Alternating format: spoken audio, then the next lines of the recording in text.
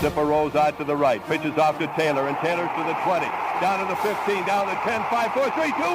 Touchdown, Billy Taylor! Touchdown, Billy Taylor! Billy Taylor scored a touchdown from 21 yards out. The crowd goes berserk. It was November 22nd, 1969. That they came to Barry, Michigan, all dressed in maize and blue. The words were said, the prayers were read, and everybody cried. But when they closed the coffin, there was someone else inside. Oh, they came to Barry, Michigan, but Michigan wasn't dead. And when the game was over, it was someone else instead. 11 Michigan Wolverines put on the gloves of gray, and as the organ played the victors, they laid Woody Hayes away. Under center is Wangler at the 45. He goes back. He's looking for a receiver. He throws downfield to Carter.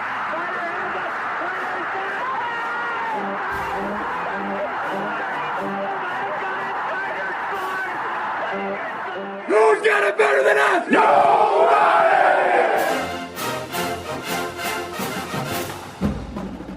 Welcome to the Michigan Man Podcast on Wolverine Sports Radio, a member of the V Sporto Network, and in partnership with SB Nation's Maize and Brew, for Wolverine fans from coast to coast. Go Blue, and welcome to our Michigan Game Day edition of the show. I'm your host, Mike Fitzpatrick. With us today is a first-time guest, beat writer Michael Cohen from the Detroit Free Press, who is in his first year covering our Wolverines. Before he joins us, let's get it rolling with my view from Section 17. Before the season started, just about everyone covering Michigan football said that Wisconsin would be the litmus test for this team. I'm not sure it was, but it was an important win nonetheless, especially in the sense that it ended a long road drought in Madison going back to 2001, was a big-time win away from the big house, and we played physical, fast, and error-free on both sides of the ball. Another question heading into Week 5 was, can we throw the ball when we need to? Cade made me nervous in the first quarter, missing open receivers, but he found his rhythm in the second half and looked sharp. I was even pleased with the running game's 90-plus yards. Now say what you will about Wisconsin, but that might be the best defense we play this year. We gained more yards against them than they had allowed in total through the first 3 games, which I think was 64. I continue to be amazed by our defense, too. Even the front is playing far better than any of us expected. Whatever Mike McDonald is doing is working. Every week brings a new challenge, though. And next up is Nebraska at their place in a primetime game. We open the week favored by 3 points, which means nothing. It's another huge opportunity for us to win another big game on the road. My guest today says, so far, so good. We have to be happy with what we've seen, but realize there is not one gimme left on the schedule. Up next is beat writer Michael Cohen from the Detroit Free Press on our Game Day edition of the show. So stay with us.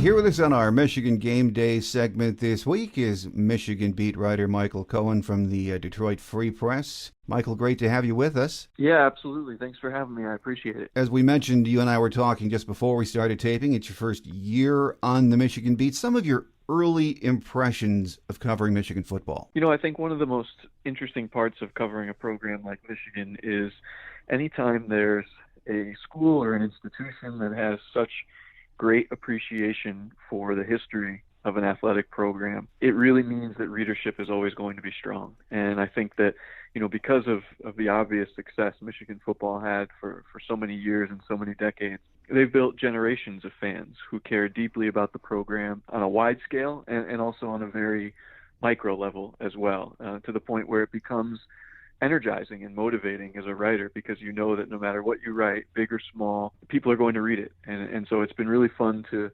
have an audience that is eager, that is invested, and that is willing to converse with me as well through emails or Twitter or whatever you may be, whatever platform you may be using, and I've enjoyed hearing from so many Michigan fans so far. Well, it's great to have you on the beat, and so far it's been a 5-0 start, so a lot of good things to write about. Saturday's win in Madison, it was impressive. First one there since 2001.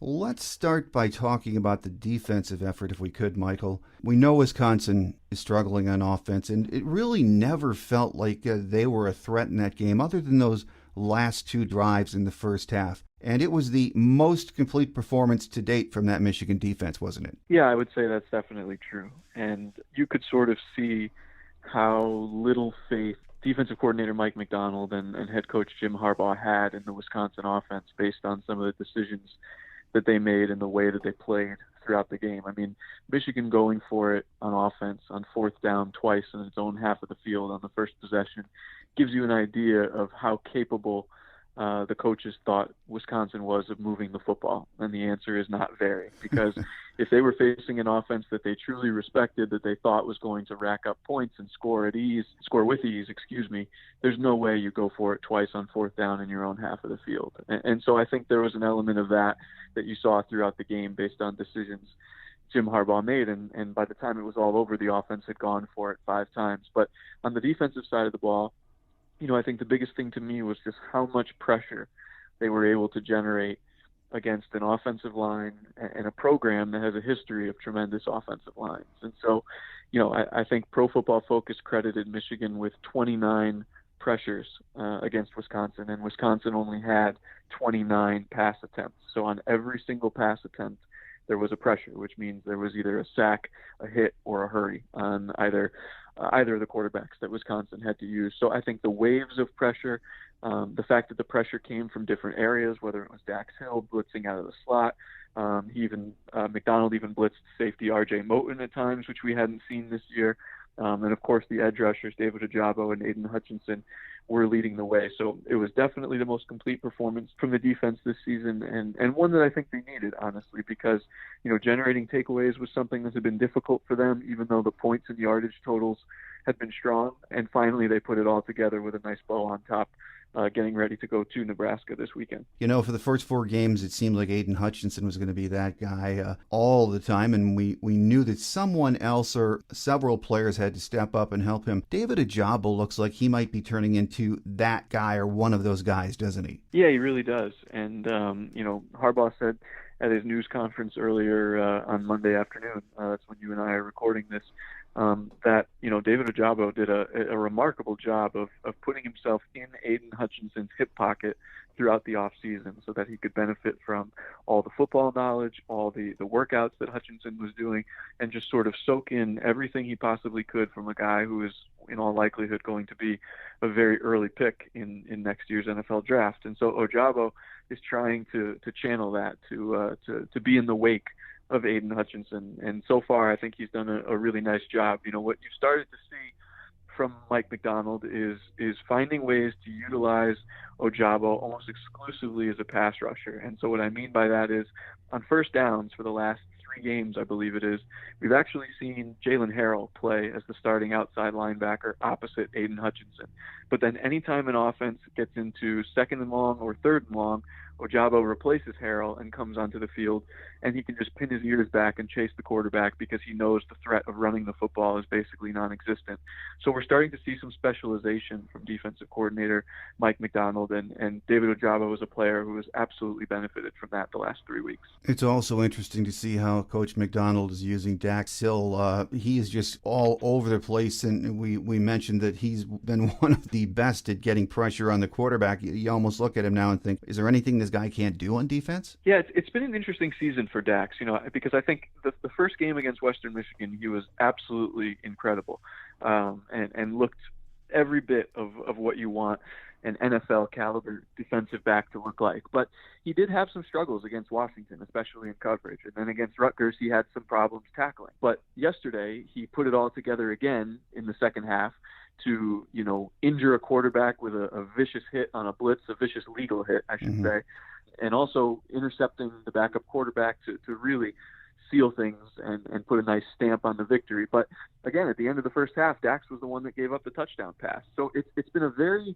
interesting season for Dax in that when he plays well, he's off the charts unbelievable. But there have been moments where he's been inconsistent, and I think trying to find that level of consistency is what will take his game to the next level, because we've seen that when he's at the top of his game, he is able to tilt the field in Michigan's favor. And the more players you have capable of tilting a field, the better it is for an offense or a defense. Well, since the season began, well before it began, Michigan fans were nervous about the defensive front. I think we need to give kudos to a couple of guys like Hinton and Jeter on the defensive line, and there are others, but the D line has been really solid, haven't they? In some respects, yes. I think Chris Hinton has had a terrific season, and there's no question that he's the most dangerous player that they have up front in terms of stopping the run or generating pressure on the quarterback. But I think there are some weaknesses there when it comes to depth. They don't have a true nose tackle on the roster. And in Mike McDonald's 3-4 defense, you need a nose tackle. And I don't think there's any secret why,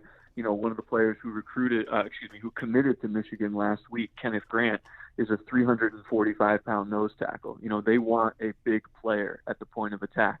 And they just don't really have that body type right now. Mozzie Smith is playing as the nose tackle, but he's undersized and he gets moved around a lot at times. And so there's teams that have been able to generate push up the middle by taking care of Chris Hinton and then, trying to make the other players beat them.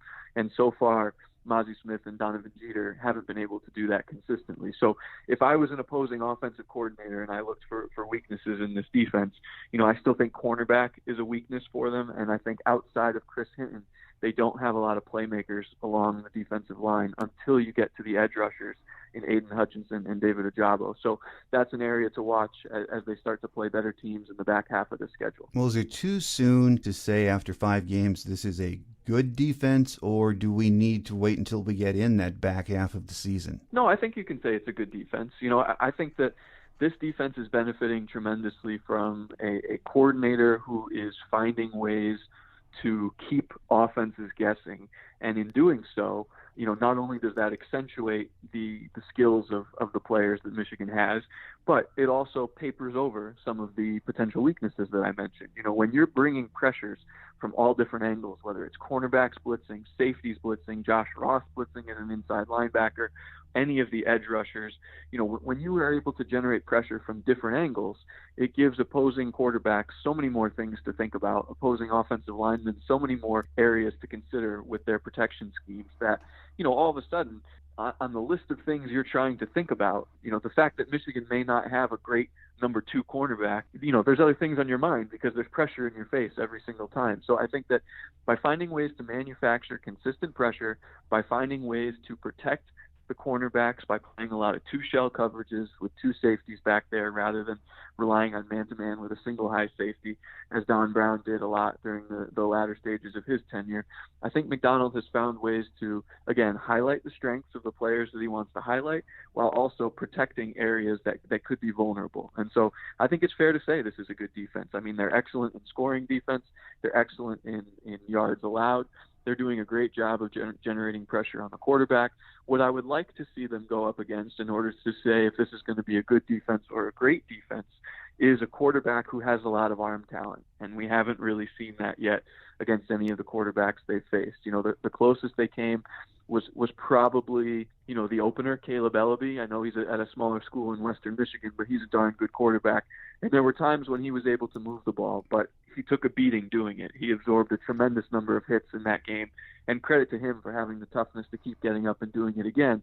But that's kind of where this defense is. If you want to try and pass the ball on them, go ahead, but your quarterback's going to have to hang in there and take some licks. And as we saw this past weekend, Wisconsin's Graham Mertz wasn't able to do that, and the backup Chase Wolf wasn't able to do that either. So I'm curious to see how they would fare against a quarterback who is a very talented passing quarterback, but we haven't seen it yet. And all you can do is beat the teams on your schedule. And this defense has done a great job beating the teams on its schedule. Over on the offensive side, we knew Cade McNamara was going to have to throw more against Wisconsin, and he did. He started choppy. But I thought overall, and I know Jim mentioned at his presser Monday, turned in a really nice performance, didn't he? Yeah, I think so. I think, there were some accuracy problems, as you alluded to. But what Cade McNamara is good at, and it sort of sounds strange to say this, but when he misses, in other words, when his throws are inaccurate or when there's incompletions, he's not putting the ball in places where the defense has a chance to get it. So, his throws are so safe that it's either going to be a completion or an incomplete pass with no chance of a turnover, a deflection, or anything like that. And there's a skill to that, because there are quarterbacks who are inaccurate, but they're inaccurate in dangerous ways. And McNamara is not necessarily of that ilk. I think he had some accuracy problems early against Wisconsin, but settled in. And then, took his chances when they were there. The flea flicker to Cornelius Johnson, the back shoulder pass to Cornelius Johnson for a second touchdown. He did take a chance on the ball he threw deep to Roman Wilson because it was underthrown, and had the defensive back turned around, there would have been an opportunity for him to make a play on the ball. But he got away with that one, and Roman Wilson made a tremendous play instead. So I think McNamara has done a fabulous job of guiding the offense with efficiency, with poise, and making sure that, when he's going to throw the ball, he's choosing safe moments to throw it, so that if there are any misfires, he's not necessarily putting his team in danger with possible turnovers. Well, it was another clean game from a turnover perspective, no fumbles or interceptions, and through 5 games, that's very impressive, isn't it? Yeah, there was the one interception late in the game by fourth-string quarterback Alan Bowman, snapped the turnover streak for Michigan, so now they can't say that they have 0 turnovers, but look, it was the fourth-string quarterback at a point in time when the game was over. So for all intents and purposes, they've played 5 turnover-free games. And to be honest, it's remarkable. It's a testament to not only the technique and the commitment of the players, but also of the coaches for continuing to emphasize turnovers, to make the players realize how important it is to be secure with the ball. And look, you can argue it 2 ways. A team that passes the ball, 50, 60 times a game, that quarterback is always going to be in danger of either throwing interceptions or having the ball stripped if a defense generates pressure. And Michigan hasn't really had to do that because they haven't thrown it that much. But when you flip to the other side of the coin, a team that runs the ball 50, 60 times a game, which Michigan has this year, again, exaggerating slightly, but you get my point. You're talking about running backs going through traffic and multiple tacklers on any given play. And the fact that Blake Corum, Hassan Haskins, and Donovan Edwards have been able to hold on to the ball with, not even a fumble, period, let alone a fumble lost, is just tremendous. And, look, if they can keep it going, this Michigan team is going to put itself in advantageous positions week in and week out. Oh, absolutely. It was amazing that Corum hung on to a couple of hits this week. As Jim mentioned at his presser, he was hit really hard, hits that would have killed a lesser man, is what I think Jim said at the presser. That was a hard-hitting game, and both Hassan Haskins and Corum, they are tough dudes, aren't they? No doubt about it. I sort of like the second part of Harbaugh's answer today when he was asked about that, and he said, sometimes it's more impressive to see a running back take a huge hit, get right back up, and get ready to go again than it is to see a tailback rip off a 60-yard touchdown run when nobody lays a finger on him. And I think that's true. The one area that I'm curious about is whether Blake Corum can put together significant production against Big Ten teams. I was looking at this the other night. Last year, in a 6-game Big Ten schedule as a freshman, he averaged about 3.1 yards a carry. And this year, in the non-conference schedule, he was absolutely electric, averaging close to 9 yards a carry. But in the 2 games against Big Ten opponents so far, Rutgers and Wisconsin, he's back at 3 to 3.2 yards per carry. So if that happens again against Nebraska, there's going to start to be some legitimate questions about whether Corum can produce in games where the defenses are of a higher quality. And I think that's really something to watch as we get into the back half of this season. Physically, it looks like he can do it in terms of absorbing the hits that he needs to absorb. But, when your yards per carry are getting sliced by 66% when you get into conference play, that's not a great sign. So I'm curious to see how how that expands in the coming weeks, and if it doesn't expand, what that means for the Michigan offense. Well, the Michigan offense, I thought, as a whole on Saturday answered some more questions. We know now that they can throw the ball effectively. I mean, it's only been a 5-game snapshot, and it's a developing offense. Do you think that it's just scratched the surface of its potential so far, and the best is yet to come? That's a really good question, and I think it's a difficult one to answer because I think to a large extent that's going to be predicated on the running game. And what I mean by that is if the running game is able to still be the bell cow that Michigan coaches hope it will be in the next few weeks, then I think the offense has a chance to become even more dangerous, because when there's a legitimate threat of run and when there's a legitimate threat by multiple tailbacks and Haskins and Corum, all of a sudden there's going to be things that are available to McNamara that weren't there otherwise. And so I think that in that respect, yes, there's going to be continued growth from guys like Roman Wilson and Cornelius Johnson, Eric All, et cetera, et cetera.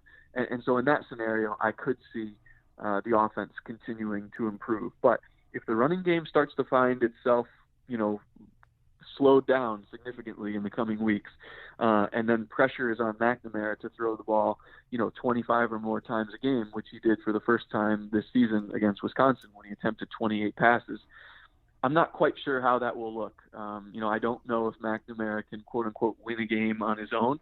And we may have to see him do that at some point this year, or if the running game is successful enough, maybe we won't. But that is one area that I'm curious about. But again, if the running game is able to sustain some of the production that it has so far, then I think, yes, this offense can continue to improve. The better balance this offense is, given the fact that McNamara is not an elite thrower of the football, the better. Well, we don't have long to celebrate that great win in Madison. This Saturday we stay on the road, head to Lincoln. And the Huskers looked very impressive in dismantling Northwestern, didn't they? Yes, they did. And there's a lot to like about the Nebraska team. First of all, their defense, despite a 3-3 record, is excellent. They rank in the top 10 or 15 in several significant categories this season, including scoring defense, yielding only 15.5 points a game, if I remember correctly from when I researched that last night. They've got 2 players with more than 7 tackles for loss each. And they've got, a legitimate NFL prospect in the secondary at the cornerback position. And so, there's a lot to like about their defense. And then on the other side of the ball, there's, significant inconsistency among quarterback Adrian Martinez, but there's no doubting that when he gets rolling, it is a dangerous player to try and stop. He's their leading rusher with 412 rushing yards this season, which ranks 5th in the country among quarterbacks in terms of rushing yards. And his 9 rushing touchdowns is in the top, I believe it's tied for 3rd in the country among all players, regardless of position, running back, quarterback, whatever you have running the football. So they've got the ability to score points, as evidenced by a massive 56-7 win over Northwestern on Saturday. They've got a good defense. The question is, can they find ways to put it all together against a quality team? Because that has sort of been the Achilles heel so far. They've played, 2 teams that people would agree are very solid teams. One being Oklahoma, and they lost a single score game, and then the other being Michigan State, and they lost a single score game. So they're going to be looking to try and get over that final hump and beat a quote unquote good team for the first time this season. And I think that they'll be ready to play. And once again, Michigan has to match the intensity of a team on the road. They did an absolutely phenomenal job of getting themselves ready to play in Madison and matching and exceeding and frankly dwarfing the intensity that Wisconsin played with. Now, can you do that again? Can you get yourselves up and riled up and ready to go and do it again 7 days later? That's a big challenge. And if they can do it, they'll put themselves in a great position to come away 6-0. We all know Scott Frost is under a lot of pressure to get the ship righted in Lincoln. It's only his 4th year, but a lot of pressure. And after Saturday's performance against Northwestern, you get the feeling they consider this game their litmus test. They certainly look like a team that is on the upswing if they can continue to cut those turnovers out, don't they? Yeah, I think that's a very fair assessment. And, there are some similarities between the Scott Frost situation and the Jim Harbaugh situation. Both coaches played at the schools where they're now coaching. Both were part of some tremendously successful seasons at those programs. and both have hit a rough patch in terms of what's gone on in their coaching careers. Scott Frost is one of the first coaches mentioned in terms of being on the hot seat this season when you listen to or read national writers around the country. And obviously everyone knows, what happened with Jim Harbaugh's contract during the offseason, and the fact that he had to rework his entire staff is a reflection of sort of where he was trying to rebuild and restore, what he was hoping to do here at Michigan. So it's a really interesting game, and I agree with you that Nebraska is going to view this as a litmus test, because if they can win this game and they can get back above 500 and put together a second strong performance in a row after absolutely trouncing Northwestern, they'll start to feel like they're rounding into form at the most important time of the season, heading into the second half of the schedule. And on the flip side, obviously, Michigan wants to just keep doing exactly what it's been doing and sort of channel this week-by-week approach that players and coaches have sworn by this year, and move on to 6-0 and really position themselves well to have a fantastic season, barring any kind of complete collapse in the last 2 months. Well, last question before we let you get away, Michael. Last week, I thought a win in Madison would tell me a lot about this Michigan team, and it did. It seems like every week we're looking for more answers to questions, but when you go down to Lincoln for a Saturday night primetime game, that is a crazy place to play. They think Saturday night games are very special down there, and they are. I mean, let's face it, this is a good football team that's getting better 6 games into the season. So once again, it might not be a litmus test for Michigan, but it is going to be another good indicator game as to where this team is, isn't it? I agree with you. And, there was a quote from quarterbacks coach Matt Weiss heading into the season opener, and he was talking about Cade McNamara, but I think the quote that he gave, and I'll paraphrase it in a second, is very applicable to the team as a whole. And basically what he said is Cade McNamara is the type of quarterback where people are always going to doubt him and always have questions about him. They're always going to say, well, he can't do this, or why can't he do that, or will he be able to survive against X? And, that's just always going to be the way he is, because he's not a statuesque 6'4", 230 pounds, and he doesn't have, a rocket launcher for an arm, and he doesn't have fantastic mobility. But I think you take that message, and in a lot of ways, I think it can be extrapolated out to the rest of the team at large. Michigan is a team that, because they have had hot starts and really cold collapses under Harbaugh in the past, there is always going to be hesitancy and skepticism about sort of saying, Michigan is back. But again, this is an opportunity to prove it, because, like you said, that was what everybody wanted to know going into Wisconsin. They pummeled Wisconsin, but then the message coming out of it was, yes, Michigan is good, but man, this is the first bad Wisconsin team we've seen in a long, long time in Madison, because they generally are just such a consistent program. So now it's going to be, okay, can they go to Nebraska and win? And if they win, it's going to be, yeah, Michigan is definitely proving that they're a good team, but there's also going to be some people who say, but, look, this is a Nebraska team that is going to finish around 500. Their coach might get fired after the season. Are they really that good? And so I think those types of questions are going to linger and linger and linger until the first really big test of the season. Now, some people will say that that's Michigan State later in October. Some will say that it's a road game at Penn State in early November, and then obviously the ultimate test is Ohio State at the end of the season. But, I think those questions are going to remain, like you said, because until Michigan has proven it can sustain success over the course of a full season, people are always going to be thinking back to some of the collapses that have happened under Harbaugh in recent years and just sort of waiting for the rug to be pulled out from underneath the Wolverines. Absolutely. So a big one, primetime game on ABC Saturday night. And again, more questions answered. Here with us on our Michigan Game Day segment this week has been beat writer Michael Cohen from the Detroit Free Press, first-time guest. Michael, it's been a pleasure having you on the show, and we look forward to getting you back later in the season. Yeah, absolutely. Thanks for having me. I really appreciate it, and I'm excited to talk to you again sometime soon.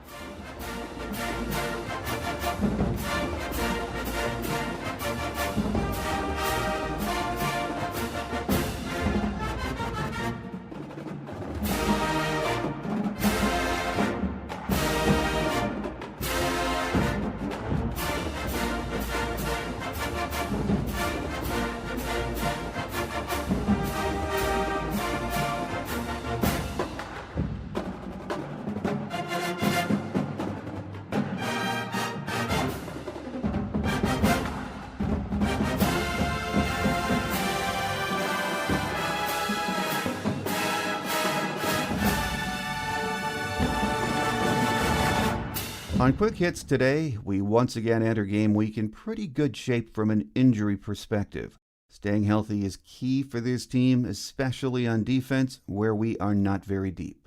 We made a big jump to number 8 in the polls this week, and that's nice, but it doesn't matter if we get beat Saturday night in Lincoln. The Huskers have the look of an improved team. Adrian Martinez is a dangerous quarterback, always has been, and their running game is improving week by week. They are not a team that will beat you throwing the ball, so here we go with another big challenge for our defense, especially the front. When the Huskers keep the turnovers down, they are a dangerous offense too. The biggest improvement this year has been their defense, though. They are playing fast and physical, and even in their 3 losses, those games were very competitive, with Nebraska's defense looking pretty darn good. It's going to be another big road challenge with a crazy Saturday night crowd, and it will be fun.